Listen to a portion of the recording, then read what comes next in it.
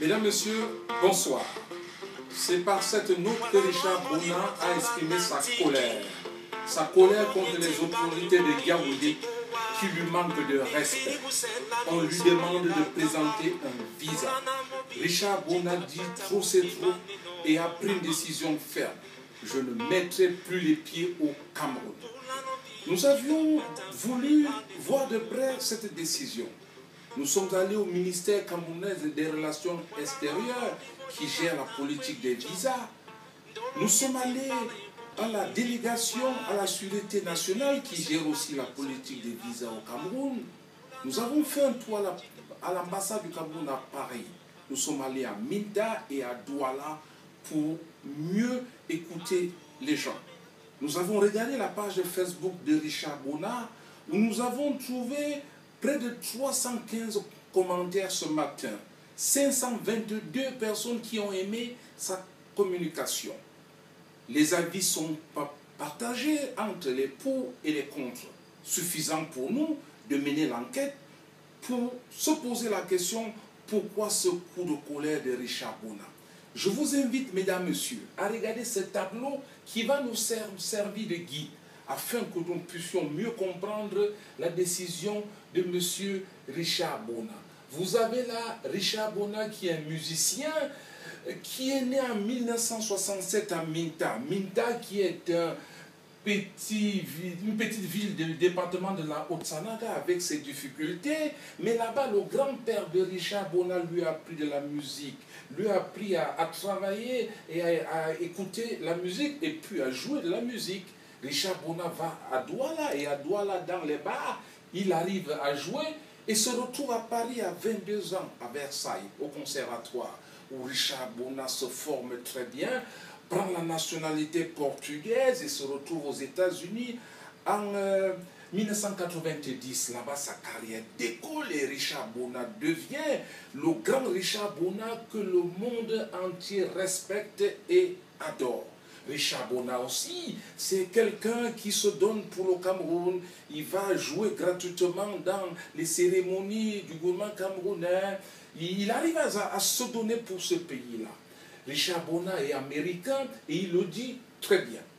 Mais Richard Bona, dans sa note que nous avons sous la main, dit quelque chose d'important. Le Cameroun, c'est son pays de naissance, mais il est fâché contre le Cameroun et il dit « Je suis américain, je suis portugais, je ne viendrai plus là-bas et je suis fier de l'être. » Et il avertit « Ne vous essoufflez pas, ne venez pas me chercher, je ne viendrai pas. » Richard Bona n'est pas content qu'on lui demande le visa. Mais en fait, Richard Bona ne parle pas de visa, il parle de passeport. Et du coup, je vous demande, mesdames, messieurs, qu'on aille faire un tour pour mieux comprendre la politique camerounaise de maîtrise de l'immigration.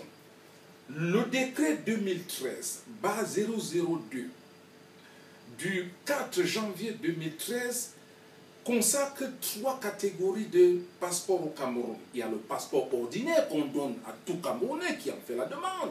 Il y a le passeport diplomatique qu'on ne donne qu'aux diplomates. Et il y a des personnes, par exemple, qui occupent des postes de responsabilité dans des organismes internationaux, comme Issaïa Douala à la CAF, par exemple.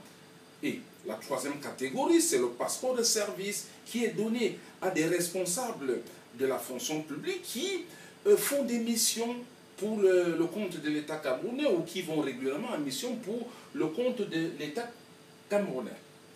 Dans ce décret que je viens de vous dire, dans les articles 17 et 21, il est écrit, entre autres bénéficiaires de passeports diplomatiques et de passeports de service, que le chef de l'État, Paul Biya en l'occurrence, a le droit de donner l'un de ses passeports à une personne agréée par lui.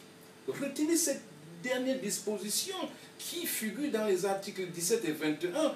Ce serait important à analyser à la fin de mon propos.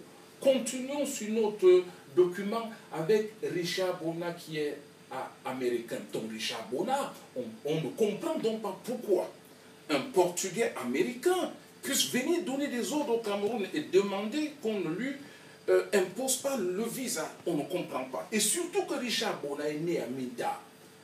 il a été élevé en Minta, il a appris à jouer en Minta, et puis à Douala, et que le Cameroun a tout fait pour lui. S'il est Richard Bona aujourd'hui, c'est parce que les autres ont payé le visa, c'est parce que les autres ont payé les impôts, et que ce sont ces impôts qui ont fait de Bona ce qu'il est aujourd'hui, gagner de l'argent. Et aujourd'hui, venir dire que Richard Bona ne veut pas sortir 65 000 pour payer le visa, c'est un peu gênant, les gens ne comprennent pas ce que cela veut dire. Et puis, Richard Bona prend la décision, il dit qu'il n'ira jamais au Cameroun, parce qu'il est en colère contre les autorités de Yaoundé. Mais sauf que ces autorités de Yaoundé, ce n'est pas le Cameroun. Les responsables camerounais ne sont pas le Cameroun. Punir le Cameroun, ce n'est pas la bonne chose. Remarquez que quand Richard Bona va au Cameroun, les conseils de Richard Bona coûtent le salaire minimum camerounais, qui est de 23 000, 25 000 par là. Donc forcément, le Camerounais moyen ne va pas voir le conseil de Bona. Donc sa décision va faire du mal aux autorités camerounaises et puis à quelques personnes qui ont les moyens de voir les concerts de Bona. Mais toute la majorité des Camerounais vont souffrir pour rien et c'est eux qui seront gênés par la décision de Bona. Parce que ce que je ne vous ai pas dit, c'est que quand Richard Bona va au Cameroun, avec son pouvoir d'achat, il contribue à enrichir le Cameroun, à donner quelque chose aux Camerounais. Donc le fait de ne pas venir, entre nous, Richard Bona, il punit qui? Et puis quelque part, le Cameroun, c'est notre cœur. Nous ne comprenons pas pourquoi un enfant né au Cameroun, qui a grandi au Cameroun, à qui le Cameroun a tout donné, vient nous dire aujourd'hui, parce qu'on ne lui a pas donné ce qu'il voulait, je ne viens plus au Cameroun. Si nous commençons à marchander notre attachement au Cameroun, c'est un peu gênant. Le Cameroun a besoin de nous pour avancer. Mais nous ne pouvions pas faire, dès que le Cameroun nous refuse quelque chose, nous disons, nous n'allons pas là-bas. Quand nous avions fini de dire ça, je vous invite, mesdames, messieurs, à regarder la réalité en face. À regarder un peu, dans la profondeur, le problème que pose Richard Bona. Ce que je ne vous ai pas dit, c'est que la diaspora fait peur au Cameroun. Dans les années 60, quand le Cameroun est en lutte pour son indépendance, la guerre froide arrive au Cameroun et vous avez des opposants à Madouaïdjo qui sont obligés de fuir le Cameroun. Ils vont à l'étranger, en exil. Et immédiatement, ce sont les opposants et tous ceux qui sont à l'étranger sont des opposants. Et donc, par voie de conséquent, les autorités de Yaoundé n'auraient jamais voulu que ces gens reviennent. Yidjo l'a fait, Biya aussi le fait, parce que la diaspora représente toujours une menace vue de Yaoundé. Par voie de conséquent, il n'est pas question que la double nationalité existe au Cameroun, elle n'existe pas. C'est pour cette raison.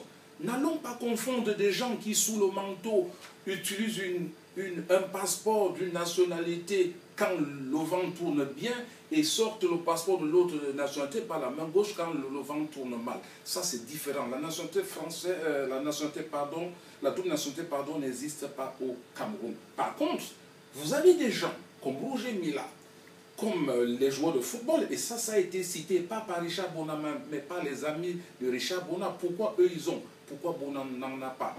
La différence, au vu de ce que j'ai dit par rapport aux trois catégories de passeports, Roger Mila a un passeport parce qu'il est un diplomate. Il est un diplomate et les joueurs de football ont des passeports parce qu'ils remplissent des missions pour le compte de l'État. Donc c'est normal. Mais par conséquent, il est aussi anormal de voir que Richard Bona, qui représente beaucoup pour le Cameroun, mais il ne représente pas le Cameroun, qui peut apporter beaucoup pour le Cameroun, est-ce que Richard Bona ne rentre pas dans la catégorie des gens pour lesquels les articles 17 et 21 donnent le droit au président de la République de donner le passeport diplomatique ou le passeport de service à certaines catégories de personnes? On peut se poser la question, est-ce qu'on ne peut pas faire comme les Maliens ou les Sénégalais, par exemple, pour lesquels la diaspora représente une force, un appui pour le développement? Quand nous allons comprendre ça, nous voyons que la revendication de Bona est quelque part acceptable, même si sur la forme, nous avions trouvé des incorrections que Richard Bona dise qu'il est portugais et américain, et au même moment demander aux Camerounais de se mettre à ses bottes, ce n'était pas acceptable. Et l'arrogance, les benguistes, nous devons faire un effort, utiliser les termes qui puissent être vendeurs, les canaux qui puissent être vendeurs pour pouvoir faire marcher une cause. La cause que plaide Richard Bona est une bonne cause. La cause que plaident beaucoup déjà en Europe et aux États-Unis qui demandent cela. Le Cameroun peut se passer de visa. 65 000 au Cameroun peut se passer de 65 000, sachant que tout Camerounais ou tout étranger d'origine camerounaise comme Richard Bona, quand ils vont au Cameroun, ils apportent plus que ces 65 000. Et puis quelque part, demander à des gens comme Richard Bona de contribuer pour le Cameroun, c'est aussi quelque part les mettre dans des dispositions où ces personnes seront à l'aise afin de contribuer pour le Cameroun.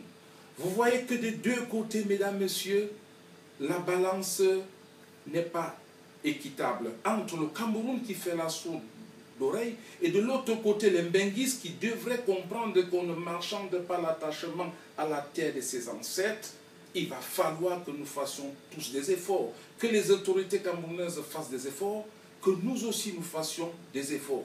Mais là, dans le cas présent, nous souhaitons que certaines personnes, il y a Yannick Noah, il y a les autres, qu'on puisse mettre un dispositif, peut-être ce n'est pas un problème de visa, mais un dispositif qui soit tel que ce genre de personnes puissent aller au Cameroun et qu'elles apportent encore plus pour le Cameroun.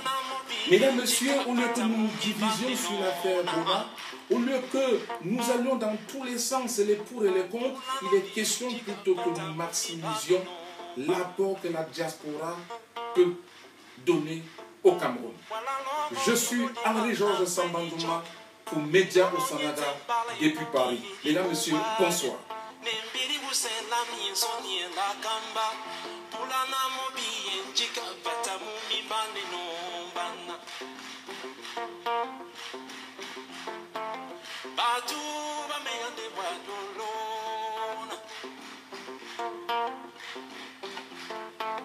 Batu